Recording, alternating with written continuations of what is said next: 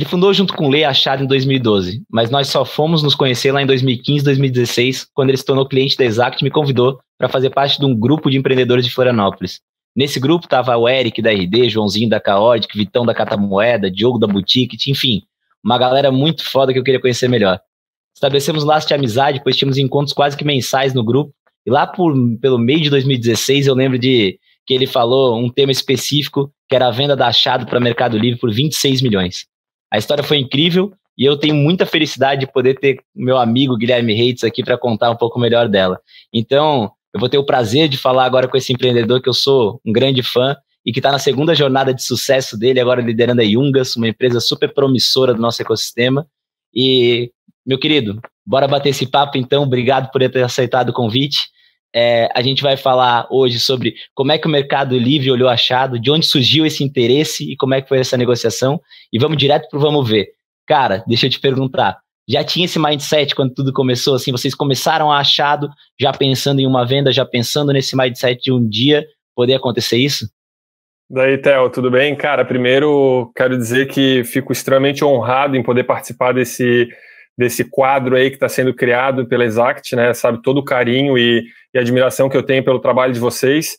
Então, indo direto ao ponto aí, a gente, para quem não sabe, eu e o Lê somos dois empreendedores que não somos da área técnica, né? Então, a gente começou todo esse negócio muito de paraquedas e tudo começou, o processo de M&A com o Mercado Livre, quando em 2015 o Mercado Livre anunciou que tinha comprado um player importante do e-commerce. Então, para quem não sabe, o Achado trabalhava com um software de logística para e-commerce, né? O Mercado Livre era um dos clientes mais importantes nossos.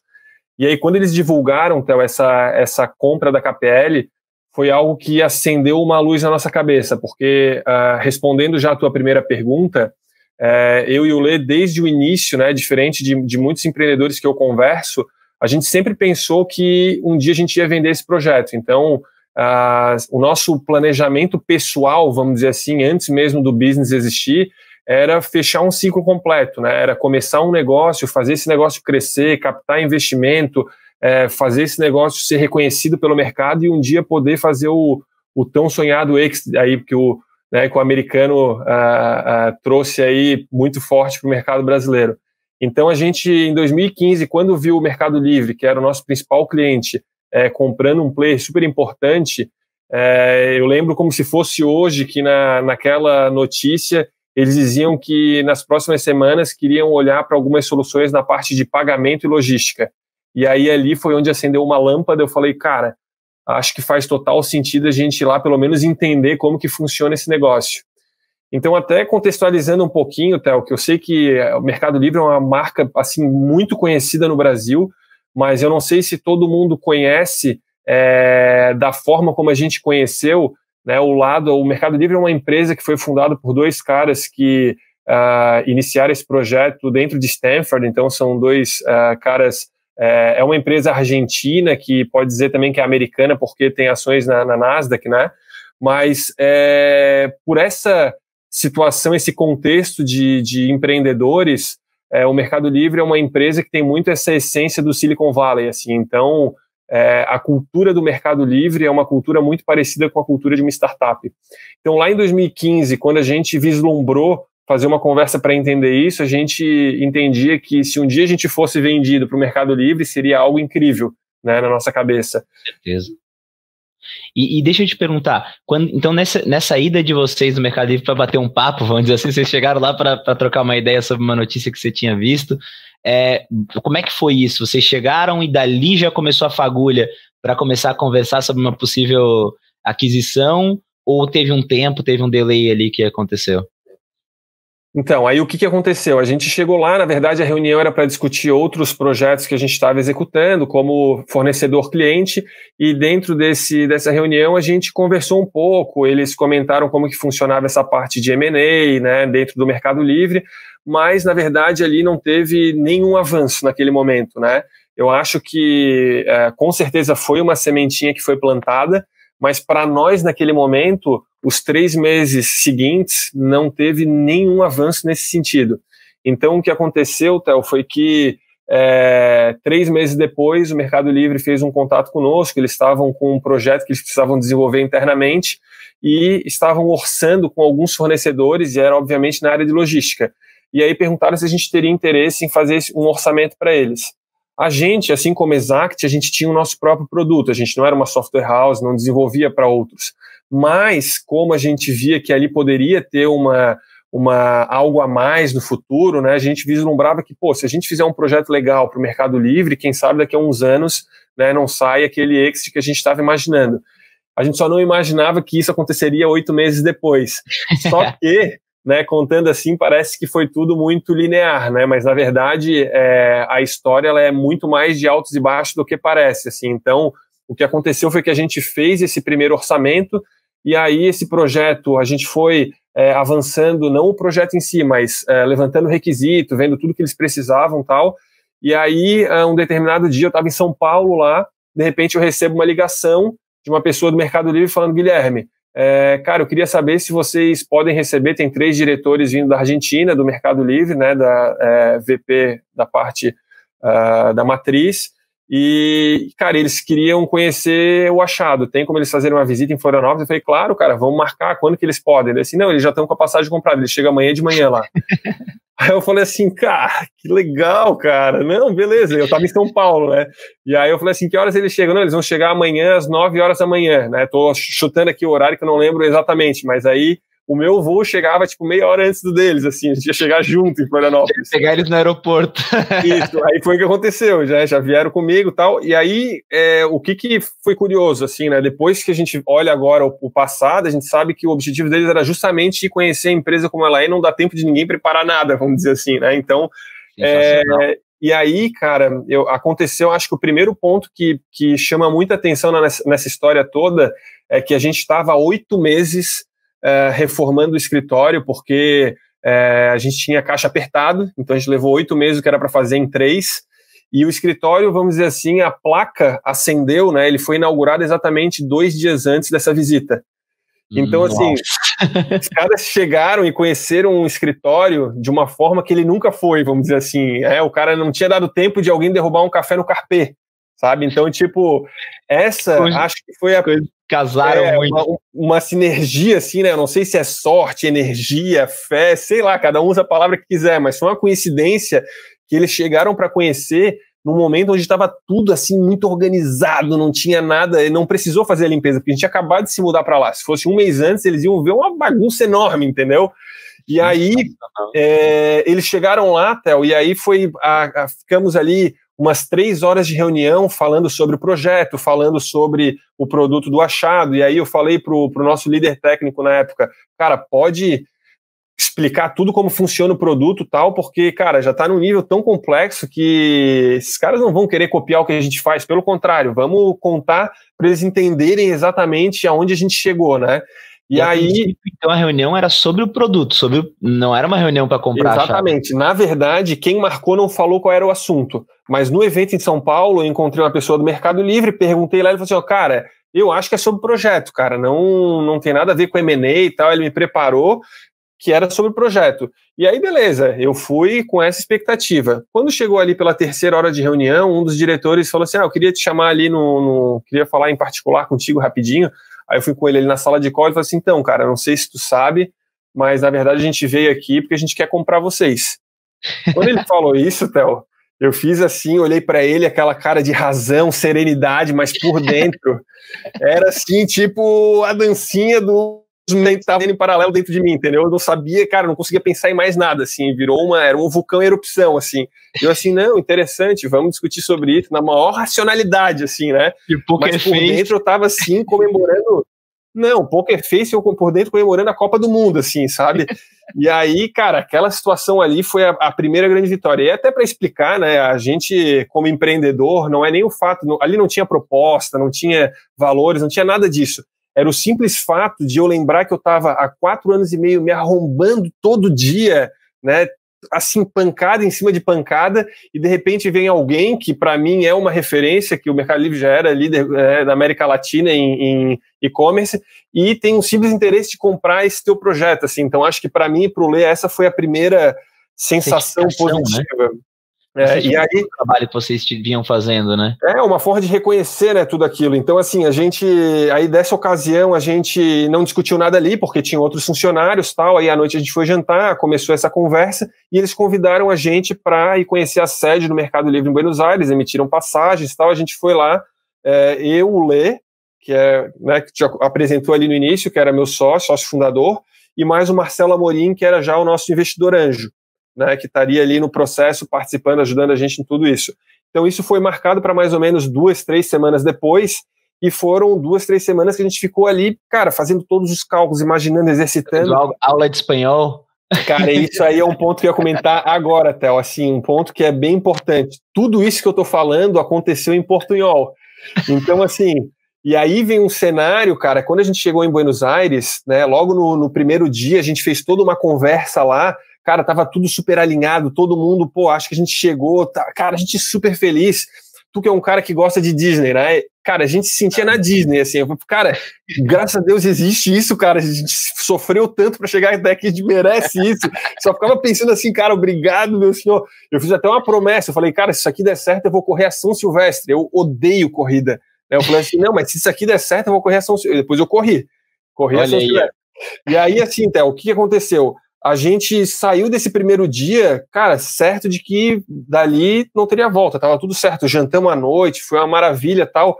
No outro dia de manhã, a gente ia fazer só uma reunião final e voltava para Florianópolis, tipo, no voo das 11, assim, da manhã. Cara, quando a gente chegou lá para fazer o alinhamento final, cara, tinha rolado um misunderstanding, assim, tipo, rolou um desentendimento, eles tinham entendido uma coisa, a gente entendeu outra, os números, a forma, cara, não era aquilo que a gente tinha imaginado. E aí acho que, né, a minha percepção é que não teve má fé de ninguém, foi o simples fato do idioma mesmo, assim, sabe? Que é uma barreira, aí, cara, né? Putz, barreira gigante. Pensa no pior Uber que eu peguei na minha vida, foi o Uber que a gente saiu do Mercado Livre, tipo, então não tem o que fazer, tal, não sei o quê, vamos ter que ir pro aeroporto, senão a gente vai perder o voo, e saímos, cara, de lá, os três, eu, o Marcelo e o Lê, os três, ninguém falou uma palavra no Uber, cara, com cara assim, de enterro total, assim, a gente falou, cara, não é possível que isso está acontecendo com a gente, né, o pensamento.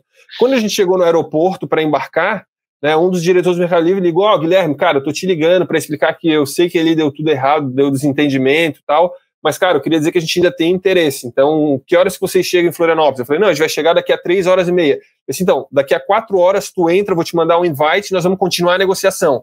E aí, cara, já deu uma... Né? E tu então, ganhou um pouquinho de barganha nessa brincadeira também, né?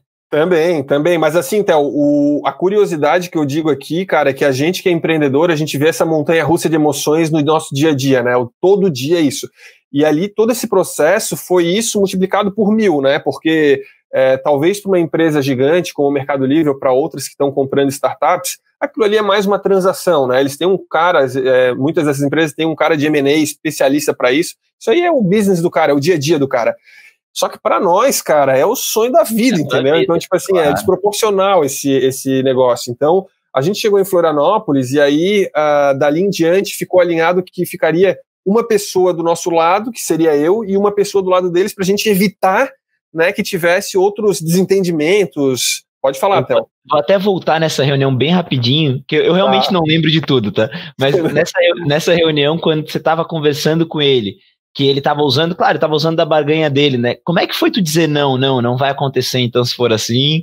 Não coçou nenhum momento assim de tu dizer, então vai assim mesmo? Então, cara, é que na hora, quando aconteceu, como a gente estava já com tudo aquele plano prontinho na cabeça, foi uma coisa que pegou a gente tão de surpresa, não, desse jeito, tem que tal, não tem isso aí tá totalmente fora, tal.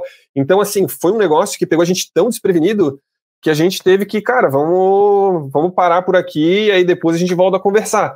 Mas a sensação do Uber, esses 15 quilômetros até o aeroporto, foi de que, cara, foi tudo por água abaixo, assim, que não tinha mais volta, sabe? Porque chegou a esquentar um pouco o clima, assim, porque naquele momento, cara, fica todo mundo assim, pô, será que foi um desentendimento? Será que tem alguém fazendo isso, faz parte do jogo?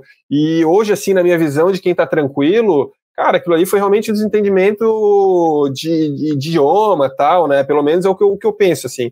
E aí, quando a gente voltou e continuou essa negociação por call, aí conseguimos fazer alguns alinhamentos, a gente conseguiu explicar por que a gente achava isso, eles explicar por que eles achavam aquilo e tal. E isso, cara, era mais ou menos ali entre a primeira e segunda quinzena de dezembro. Então a gente saiu desse call e eles ficaram meio com compromisso de fazer um exercício interno e colocar uma proposta, né? A ideia era mais ou menos essa, em cima de todos os alinhamentos que a gente tinha conversado e tal. E aí, cara, tava chegando perto do Natal, e aí eu falei, cara, Lê, agora ou a gente vai passar o melhor Natal da nossa vida, ou o pior, né? E aí, cara, a gente ficou naquela ansiedade, quando chegou dia 20 de dezembro, a gente recebe um e-mail dizendo, cara, a gente não conseguiu terminar de fazer o exercício, nós vamos ter que sair aqui, vamos ter que parar, e vamos responder vocês só dia 15 de janeiro. Pensa o maior pesadelo que um empreendedor pode ter, tá? Eu tive que ficar, cara, foi o pior Natal e Ano Novo da minha vida, assim, porque... Ansiosidade a mil, né? Porra, eu falei, cara, o que eu faço, cara? Assim, até contextualizando, nesses 6, 7 meses que teve de período onde tudo isso foi acontecendo, cara, foram 3 gastrites nervosas, assim, eu nunca tinha tido na minha vida, assim, porque era, assim, um grau de nervosismo do nosso lado muito grande. Eu, como fiquei à frente dessa parte de negociação, dali pra frente, então, toda hora que eu tava ali lidando com aquela situação, o cara não consegue dormir direito e tal.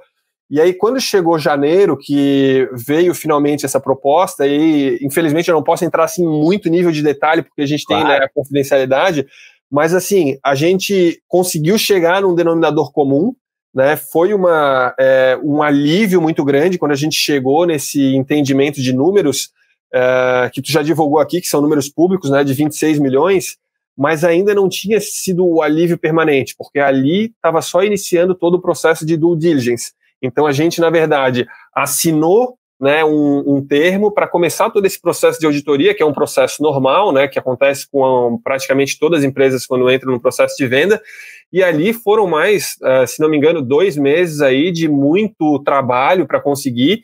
E, cara, o pior de tudo, ter que ficar toda hora inventando coisas, histórias para os amigos, para funcionário, essa é a pior parte, assim, né? Quando chegou ali perto de maio, que a gente estava já passando essa etapa da due diligence, né, que estava chegando para assinatura, a coisa que a gente mais queria, cara, era poder parar de ficar mentindo para os outros, entendeu? Eu não aguentava mais, cara. Dentro da empresa as pessoas achavam que a gente ia captar um fundo, entendeu? Porque a gente não queria correr o risco de falar isso para os funcionários, e aí depois não dá certo e vira uma frustração dentro da empresa, né? Um velório. Então a gente preservou isso e também tinha um NDA com o próprio Mercado Livre. E aí, cara, teve uma outra situação muito ruim para nós, é que a gente estava no final do processo seletivo de empreendedor Endeavor. Então a Endeavor tinha lá o programa principal delas, né, deles, como tem até hoje. A gente tinha passado pela última etapa do painel nacional, que foi junto com quem estava na banca, era Romero Rodrigues, tinha o Laércio da TOTOS. Até lembro que o Laércio, ele olhou assim, eu não sei se ele assistir esse vídeo, se ele vai talvez lembrar, mas ele foi muito curioso, porque ele olhou a apresentação no final, quando ele fez os comentários, e falou assim, cara, gostei muito dessa empresa, mas acho que ela vai ser vendida logo. Ele falou assim, e curiosamente, 6 meses depois a gente formalizou o processo de venda, né? Então, quando a gente chegou em São Paulo para fazer a assinatura, e aí, cara, documento e discutindo cláusula até os 47 do segundo tempo, que é um negócio que é muito comum, né? Um nível de estresse, ninguém aguentava mais, cara. Chegou um determinado momento que eu dizia assim, cara, eu não aguento mais, se isso aqui não finalizar essa semana eu vou enlouquecer, eu não quero mais, entendeu? É assim, porque é muito detalhe, é muito, né? E a gente fica muito preocupado em não dar um passo errado, então é difícil, assim. Quando a gente assinou, que abriu espumante e tal, lá em São Paulo, com o Mercado Livre, foi uma puta comemoração, um alívio, né? Tu vê a tua banca, Deus do céu, aquilo ali, tu olha e fala assim, cara, obrigado, valeu a pena tudo que a gente fez durante todo esse período, né? Então, assim, sem hipocrisia, a gente não monta só pelo legado e pelo que a gente constrói, então o lado financeiro ele também é muito importante, não vejo nada de errado em falar isso, né? Eu acho que no Brasil a gente tem esse problema, muita gente olha como algo negativo, não vejo nada de negativo, cara, assim, as pessoas que estavam lá conosco, a grande maioria se deu muito bem, tem vários ex-funcionários que são hoje, estão super bem posicionados no mercado, alguns dentro, outros fora do Mercado Livre. E aí, mas o pesadelo de ficar mentindo para os outros, ele só terminou, Theo, quando chegou em junho, que o Mercado Livre queria segurar essa notícia para fazer uma coletiva de imprensa. Então ali foi um outro momento que eu parecia uma criança, assim, porque a gente não está acostumado com esse tipo de coisa, e empreendedor tem ego, sim, não é pouco. Então, quando a gente chegou lá no Majestic, que tinha todo um evento pronto, com um monte de jornalista na frente, para a gente anunciar a venda, é muito legal, cara. Eu não vou esconder aqui e ficar... Qual que é o momento mais legal? É esse anúncio ou quando tu dá o F5 e vê o valor na conta? Então, cara, eu achava que ia ser o valor da conta, mas confesso pra ti, cara, que assim, ó, a coisa que mais me deixou, assim, realizado foi a partir da meia-noite, que era o horário que o Mercado Livre tinha permitido que os jornalistas liberassem, e as primeiras pessoas vindo parabenizar, porque eu acho que, cara, na vida, o ser humano, ele é muito movido a reconhecimento também. Então, assim, tu vê que tu, cara, se ferrou, deu um duro danado, e eu não digo que a nossa história foi 4 anos e meio, porque eu e o Lê, o Achado já era a terceira empresa, a primeira de tecnologia, mas a gente estava ali quase 10 anos, entendeu? Tentando fazer uma coisa dar certo. Então, quando a gente vê aquilo, cara, ninguém sabe o que a gente passou, só a gente sabe. E tu sabe disso, né, Theo? Tu é um cara que também já está empreendendo, não é marinheiro de primeira viagem, então a gente sofre muito, é uma montanha-russa no dia a dia. Então, quando a gente vê aquilo, a gente não pensa assim, pô, eu tive sorte. Não, cara, pô, graças a Deus chegou esse momento, assim, porque foi muito difícil chegar até aqui. E hoje, quando eu vejo um empreendedor que dá certo, eu falo assim, cara, esse cara merece tudo que ele tá fazendo, né? Ele, o time dele, todo mundo, mas é que eu digo assim, carregar o piano nas costas, cara, é duro, assim, né? A gente sabe que o dia a dia é pesado. Então, eu tentei aqui contextualizar dentro do tempo que a gente tinha, né? E não sei se eu consegui entrar em detalhes. Foi muito legal. E deixa para finalizar, eu queria te fazer uma pergunta. Se tu pudesse dizer assim, por que o Mercado Livre comprou Achado e qual foi o motivo principal, e se esse motivo tu acha que eles tiveram sucesso com essa compra, se essa compra foi um sucesso, se eles estão tendo, se tu puder responder em 1 minutinho isso. Perfeito, é bem legal essa pergunta, Theo, porque assim, a gente são 2 respostas, né, e eu vou falar bem rápido. A primeira é o que eu achava antes, eu achava que tinha muita relação com o nosso produto, a gente já era um fornecedor caro dentro do Mercado Livre, no nosso ver, né, e achava que tinha muita relação com cultura, com várias coisas que ainda acho que foram importantes, mas o mais importante é que eu acho que o Mercado Livre tinha um projeto estratégico que eles executaram depois, que foi executado com essa equipe do Achado. Então, assim, o time de especialistas em logística e software tinha muita relação com o que eles precisavam para desenvolver projetos para o Mercado Livre América Latina. Então, o que a gente fazia era importante, mas acho que isso que eu estou falando agora foi o ponto mais importante de tudo, assim, ver que aquela equipe que estava lá, de 30 e poucas pessoas, podia executar um grande projeto que eles tinham. Hoje, para quem não sabe, Mercado Livre continua, Mercado Livre Florianópolis, né, o que era o Achado, e hoje, se não me engano, tem 3 vezes o número de pessoas que tinha quando a gente vendeu. Então, assim, é legal tu ver também que esse legado se perpetuou, né? Quando eu passo lá na SC e vejo que, pô, tem aquele prédio lá que é do Mercado Livre Florianópolis, eu me sinto parte daquilo, né? Falo, pô, talvez se a gente não tivesse ajudado a escrever essa história, o Mercado Livre nunca estaria em Florianópolis, vamos dizer assim. Sem dúvida, sem dúvida. Que baita história, cara. Eu queria te agradecer de coração por ter participado. Deixar uma mensagem final rapidinho. Para mim, eu acho que assim, para fazer uma compra, para você vender alguma coisa, eu acho que o Mercado Livre, como você falou, assim, interpretar que 1 mais 1 dá mais do que 2. Eu acho que eles olharam isso, né? A estratégia deles de longo prazo fazia sentido. Ia ser muito mais do que somar forças, simplesmente somar clientes ou somar. Era algo que poderia ficar muito maior para eles, né?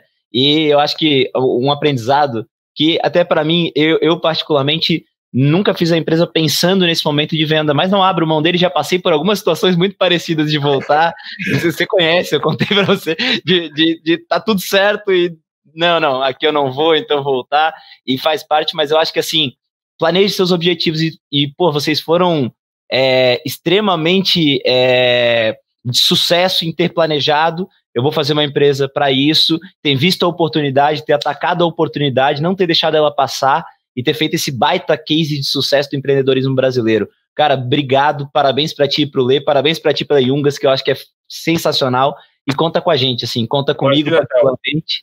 Pô, é um prazer.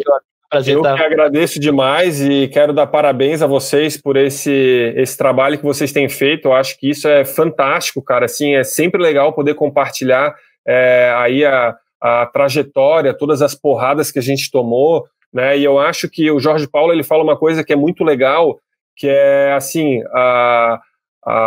o fazer dar certo ou errado, ele não é uma coisa linear, assim, né? Então ele conta lá na palestra dele do Day One, do cara que estava muito próximo de ser o maior sucesso do Brasil e deu errado e ele foi um fracasso. Então, assim, a linha ela é muito tênue, assim, não tem o idiota e o expert. Então tem os caras que estão ali na resiliência e dando porrada. Então o livro do pessoal da XP lá, do Benchmall, também fala muito disso, assim, né, o Na Raça. E eu acho que é isso aí, cara, é resiliência e correr atrás e não tem aprender e ter humildade de estar sempre se adaptando. Mas parabéns, Theo, sensacional poder participar desse projeto.